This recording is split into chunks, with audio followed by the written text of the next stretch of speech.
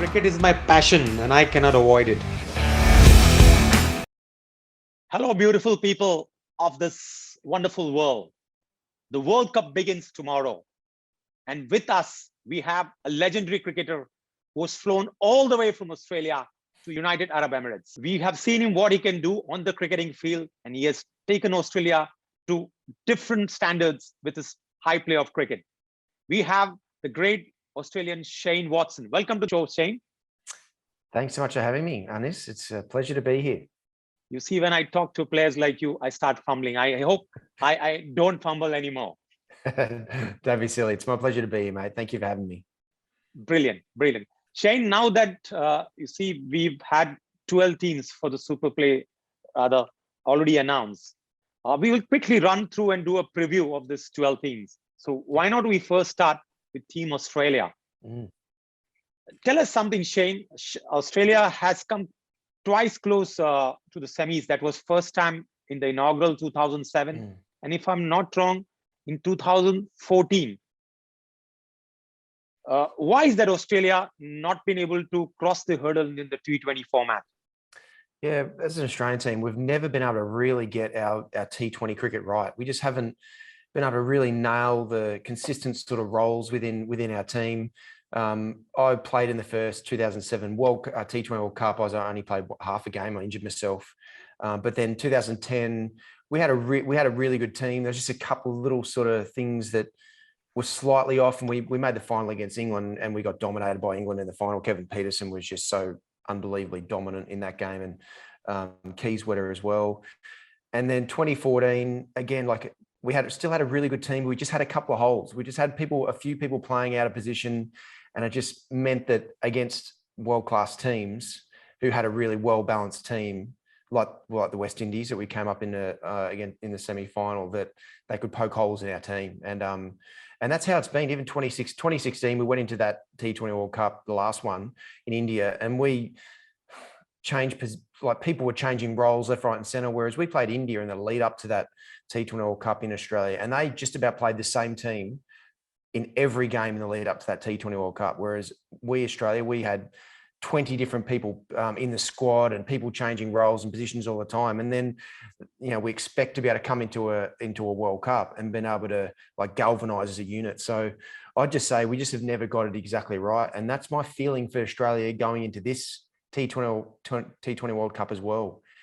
We just haven't been able to fully nail our combinations and our roles and where people are going to bat. There's still a few question marks over who's going to bat number 3. Is it Mitch Marsh? Is it Steve Smith? Are we going to play 2 spinners? Are we going to play 3 quicks? We just still got too many questions for me that we're asking. Things can still work out really well, and we've got a lot of world-class cricketers in our team, so it can click. But I'm just a little bit nervous that we just haven't been able to define our roles and play to them for a period of time, so everyone feels comfortable in their roles and been able to execute it under pressure, which is going to happen in the T20 World Cup. So I'm a little bit nervous compared to some other teams that are the incredible teams that are out there. I totally agree what you've said, Shane. You need to stick around, like how CSK, they generally pack their players and back them to the core, and you will get dividends from them. Want to come to David Warner. His form is a bit of concern. It is a little bit of a concern. Look, in the end, Dave has come off no cricket in the lead up to the IPL, and you're going in after having no cricket, having a big off season, having no cricket, trying to play against the best bowlers in the world, opening the batting, and you're expected to do really well. And I knew how challenging that was for me when I stopped playing. I stopped playing international cricket, more so when I had a big break, and it is incredibly challenging to be able to come in and try and take on the best bowlers in the world in the first 6 overs. So Dave just has been a bit rusty. He hasn't been able to get going. And then it's like a snowball effect. You just can't get going, and then you get dropped, and then you don't have a chance to sort of get units going. And then in the 2 practice matches, one freakish catch by Martin Guptill to take a hanger at a short third man, and then being bogged down by Ashwin and playing a reverse sweep early on in his innings. So look, there is a little bit of a worry about his form going in, but I'm not worried about Dave Warner. In the big events, he'll be right to go. He knows how to get into. He knows how to get into the fight. He knows how to get into the contest. So look, I'd be incredibly surprised if he doesn't just really step it up, because I know how much it means for him to be able to perform at his best, and especially in the team environment like Australia is. We sincerely hope Shane, like we mentioned, is a big match, big tournament player, and David Warner will fire, because you played with him and opened him with him for so many years, and you know what David Warner can do. Okay, let me come to another player, Pat Cummings, who's also coming back after a long time. How do you see him going? Or do you see him in the playing 11s immediately? Well, there is a question mark over him being in the playing 11, depending whether Australia wants to play two spinners. They want to play Zampa and Agar, or whether they want to play three quicks and with Josh Hazlewood in there, because Josh Hazlewood has been playing cricket. He was an important cog in the CSK wheel. So again, when you come off not playing no cricket, I'm a bit nervous. I know how it is when you do come off not playing any cricket and you're expected to sort of get your skills up to be able to compete against the best players in the world. So that's where Pat Cummins, I hope for his sake and Australia's sake that he can find his feet really quickly, that he gets into his groove very quickly. But even the last time that he played in the UAE, in last season's IPL, it didn't really go that well for him.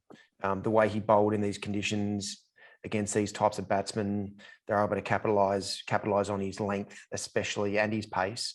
So my only concern around Pat Cummins with his bowling in general is just his defensive skills under pressure, to be able to try and rein in and over if a batsman starts to go hard at him. So, and with him being a little bit underdone because of him having a big off season as well.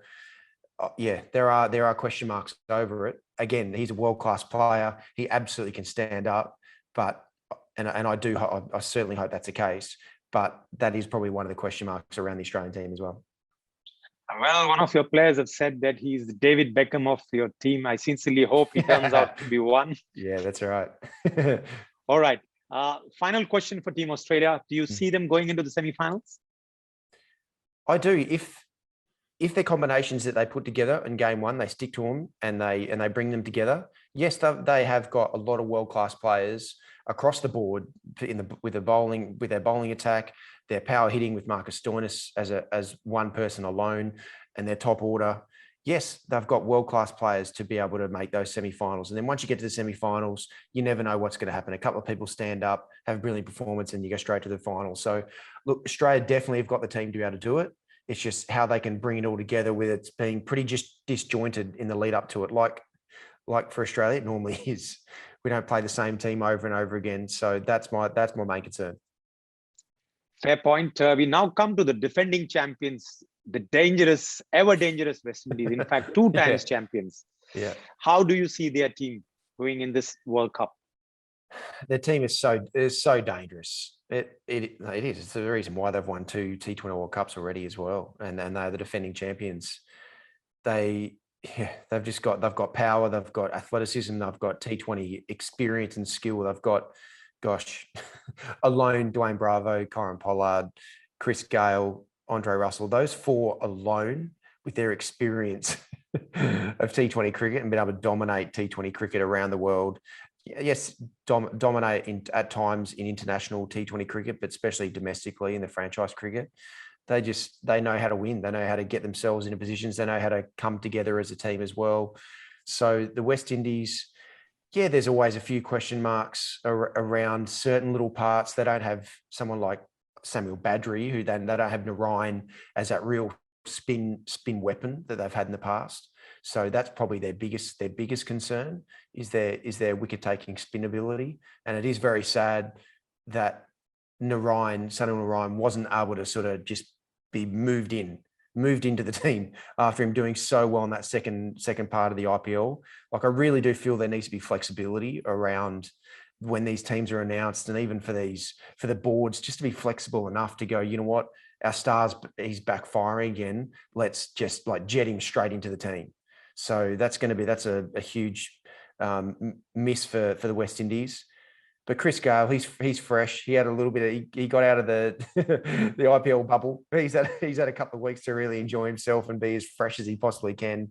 So he's got a big point to prove as well for the West Indies. So again, I wouldn't be surprised if he doesn't step up. Dwayne Bravo, he wins just about everything he plays in. and Dre Russ, after coming back from his hamstring injury during the IPL, he'll be fit and ready to go. So, and Corin Pollard, gosh, yeah, as good a power batter as there's ever been in the game of cricket. So, they for me are one of the favourites, that's for sure. Okay. We now move to the runners-up, England, who were on the receiving end at the hands of West Indies when Ben Stokes went for 4 sixes. Tell us something about England, your rivals. England, yeah, look, there's two people who stand out to me that are missing, that are huge parts of their team, and they are massive holes that it's impossible, you can't fill them. So that for me is Joffrey Archer. He is just he's an incredible fast bowler. He's got great skills. He's got great attacking skills. He's got great defensive skills. And as we saw in the last IPL in the UAE, he's also can strike the ball like from ball one as well, which we hadn't really seen before. So him, Ben Stokes, just to be able to provide that all-round package. He hasn't dominated T20 cricket in the past, but he knows how to contribute incredibly well. And even the previous IPL in Dubai, he started to really find his feet, especially with his bat when he was opening the batting. So those couple of question marks are there, and those holes to fill are going to be it's going to be very difficult for them to do that. But they do have match winners. There's no question, especially for me, the two batsmen in particular who really stand out. Josh Butler, who's just incredible. How he can just take on the best bowlers in the world and hit them wherever he wants. He's come off not much cricket, so that's going to be, it'll be interesting to see how he's able to really sort of get back into the groove of facing the best bowlers in the world. Johnny Bairstow as well. He's an incredible batsman, so he certainly knows how to take down the best bowlers in the world. So those two I think are the real keys. Owen Morgan, he obviously leads incredibly well, as he showed for KKR. But he's been low in runs. So for England to really step up, he needs to step up in the runs department, and I'm sure he will. He's a incredibly good player, so he'll find his groove.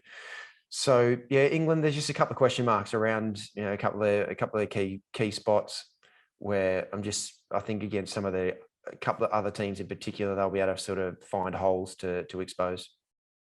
Okay, we now come to perennial chokers, South Africa. I'm sorry to use the word, but South Africa, every time they come in a tournament as a big team, but this time around they come with a less burden on them. Yeah. How do you see them going? Well, first of all, and as I mentioned before, Sunil Narine not being in this T20 World Cup, for me, it's so wrong that Faf du Plessis is not in the South African team. Like whatever politics goes on in some of in these boards, they need to make sure, just for the a fan's perspective, that the best players are playing. So for me, that is a massive hole that could have been filled, because I know Faf was definitely available to play. So for me, yeah, South Africa yes, they have never done well in ICC events anyway, but they've only won one Champions Trophy, two knockout games, like.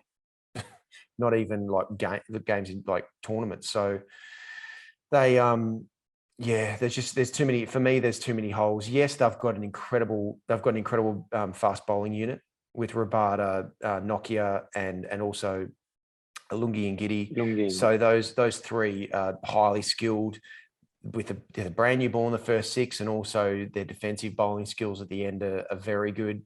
They've got Shamsi as well, who's a wicket taker through the middle. So from a bowling perspective, they've got a really good balance, but my concern's probably more around their batting. They are really, really heavily reliant on Quinton de Kock, because he's so good. They're really reliant on him to be able to dominate. And if he dominates this tournament, then South Africa are a really good chance.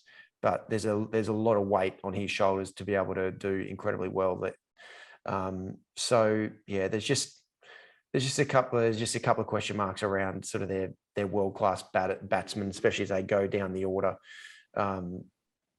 So we have that. Then bring into consideration just that elephant in the room about them sort of not performing well in ICC events. It's going to be a bit challenging for them, I think. Okay, let's now come to the two teams who played the qualifying rounds in Oman. First, let's come to Sri Lanka. They were the winners in 2014 where they've stunned India. But after that, they've gone off the boil after Sangakkara and Jayawardene retired. Yeah, it's incredible to see how Sri Lanka was so dominant for so long. And obviously Sangakkara and Jayawardene, as you mentioned, they were the real, they were the pillars for that team. And then everything else is built around them. They had Murali as well. They had Jonathan Mendes. They had Angelo Matthews. They had a number of people around to be able to, Dilshan, to be able to really bring that together. But since that generation sort of aren't there anymore, they found it really difficult to be able to find and grow world-class T20 cricketers. So for me, my gut feel is that they're just when they're really up against the gun T20 teams in the world, I think it's gonna be a real challenge for them, because they just don't have enough match winners to be able to take on teams that have got 5, 6, 7 world-class match winners in their team. So Sri Lanka, if their spinning conditions are right, because they know how to play the spinning conditions better than especially the Western Western teams. But I think they're going to have their work cut out a bit. All right. Now let's come to Bangladesh, who stuttered in their first game against Scotland, but then came back strongly. Yeah, they did, and that was certainly a shock for them to lose to Scotland. But good on Scotland. That's an amazing victory, because Bangladesh have been playing really well as well. They obviously beat the Aussie team in Bangladesh. They beat New Zealand as well in spinning conditions. We have to mention very drastically spinning conditions. So they were perfectly suited to Bangladesh. But still, it's a great effort from Scotland to beat them. But with Taman Iqbal not being there, that's a massive loss for them, for him not to be there, because he's been such a pillar for them at the top of the order. He knows how to score runs quickly against world-class bowling. So, but Sri Lanka, they've got great spin options. Obviously, they've got Shakib Al Hussain, who started the tournament incredibly well as well. They've got some good fast bowling options as well. Some younger talented batsmen who are in and around as well. So I think they could have we could upset a couple of teams because of their skill they've got, but they're still apart from Shakib really, and they've got the Fizz as well, who's obviously the Mustafizur Rahman, who's a highly skilled T20 bowler. So they've got a couple of senior players who certainly are world-class performers. I think there's just probably a couple too many holes around them that they're going to have to try and fill to be able to perform against these better teams in this tournament. All right. We come to the other group quickly. We talk about first New Zealand, the good boys of the world cricket. Yeah, they always come across that way, don't we? They're really nice guys, and it's been great to see the New Zealanders playing, so unbelievably well. And they've always, in the ICC events, especially as we saw even in the Test Championship, they certainly put their hands up, and they know how to get into finals, or get close even into semi-finals. So in New Zealand, they've got a well-balanced team. They've got a good team. I wouldn't say they've got an incredible team, but if they all come together, if they all gel together, and then they could again shake up another ICC tournament.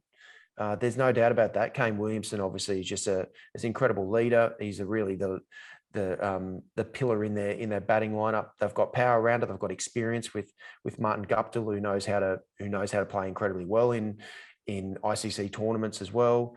They've got wicket takers with the brand new ball with Southey and Bolt as well. Jamieson, who had some great experience with RCB, especially in the first part of the tournament. So that they've definitely got a number of match winners. Glenn Phillips, who certainly has been one of the stars for power hitting at the back end of an innings from a batting perspective. So they certainly got a number of great combinations that they can, if they can bring it together, and there's a really good chance they will, because they've done it so consistently in ICC events, then they're certainly going to give some of the big teams, the really well matched, the well balanced match winning sort of teams, they can really give them a run for their money. All right, Afghanistan, how do you see them in this World Cup?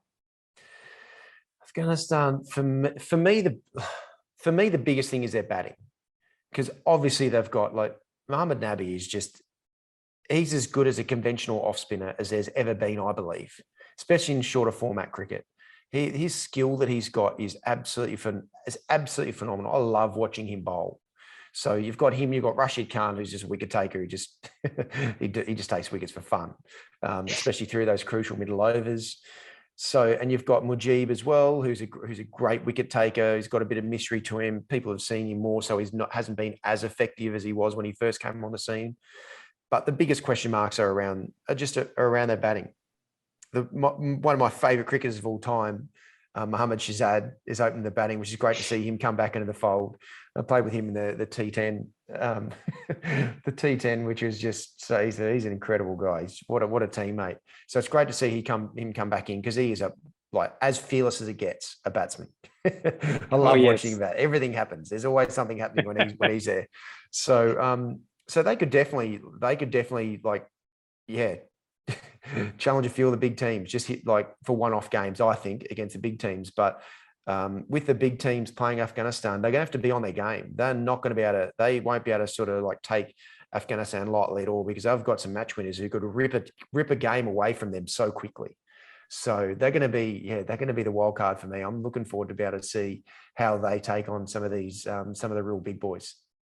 All right, let's now come to the last two teams. We first come to Pakistan. Pakistan, yeah.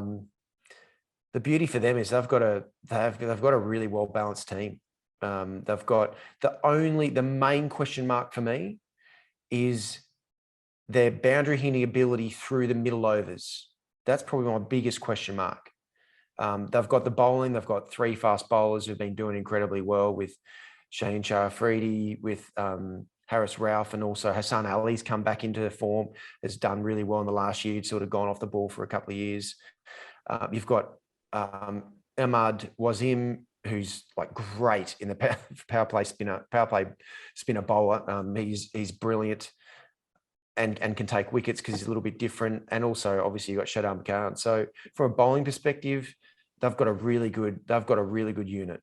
Yes, and from a batting perspective, you've got Rizwan and also Rizwan and Babar Azam, who's just obviously they're incredible opening. So there's not too many weaknesses. The main question for Pakistan is their boundary hitting ability through that middle period, because they've got Shoaib Malik and also Hafiz, who on their day they can, but they can also sort of just be contained a little bit as well. And if they are, that's where teams, I think, are going to be able to expose Pakistan. But if through that middle period, if some of their stars, especially even Fakhar Zaman, if he's able to come in against left arm orthodox and that sort of thing, they've got a really good team. They played a lot of T20 cricket, whether it's internationally, but especially domestically, again in the Pakistan Super League, which is a world-class T20 tournament. So I think they're definitely the big contenders for this tournament. Okay, we now come to the host, Team India. Yes. Well, yeah, geez, they've just got match winners everywhere. And that's the beauty. That's one beauty of the IPL. And like it's been for the PSL as well, is all the young domestic players coming through just get exposed to incredible quality cricket. And because of the IPL starting in 2008, now India have just got world-class players that they're not even in the squad. Someone like Yuzvendra Chahal, to think that he's not even in the squad. He can't even get a gig. That's just even my good mate Ruturaj Gaikwad. He can't even get a gig. So that's the abundance of riches of talent that India have got. So the probably two question marks that I've got is the power hitting of the middle order. Yes, they are world-class power hitters, and Jadeja is just exploded as a power hitter to death. To see his evolution as a cricketer as a batsman alone has been incredible to watch. And what a star, even with the bat alone. Hardik Pandya has been a bit quiet recently, so he's going to have to step up, especially if he's only playing as a batsman. And Rishabh Pant in T20 internationals hasn't done incredibly well for India yet. So that for me is probably the biggest question marks. If those guys can step up and have a couple of really good performances, which there's a really good chance they will because they're world-class players. India, they for me are the favourites. Probably the one question mark from a bowling perspective that I've got is their death bowling away from Bumrah. Bumrah's incredible.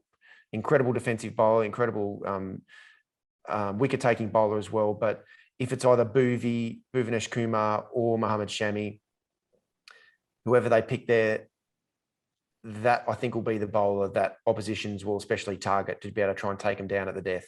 So that's probably the biggest question mark. If one of those two guys can do really well to be able to really contain the best power hitters at the death, I think that India they're going to be incredibly hard to beat.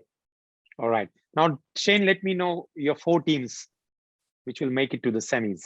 I know it's very unpredictable, but just Shane's 4 teams. Oh, no, it's unpredictable, but I'll say the 4 teams for me: India, Pakistan. I'm hoping Australia. I think it's hope more than like confidence. And I haven't seen exactly the groups, but can New Zealand make it, or is it? It's England is there, West Indies is there. Oh, sorry, in that West same Indies. group. Yeah, so West Indies. Yeah, so it has to be West Indies. West Indies, Australia, Pakistan, and India. I said for Australia, I'm hoping more than confidence. Whereas West Indies, India, and Pakistan, I'm more confident just because of their makeups and the way they've been playing. So, ladies and gentlemen, boys and girls, we've had a pre-match, rather not a pre-match, the World Cup preview by the great Watto. We're going to catch him tomorrow quickly for the big match between India and Pakistan. Thank you very much and look forward to catching you soon. My pleasure. I look forward to it.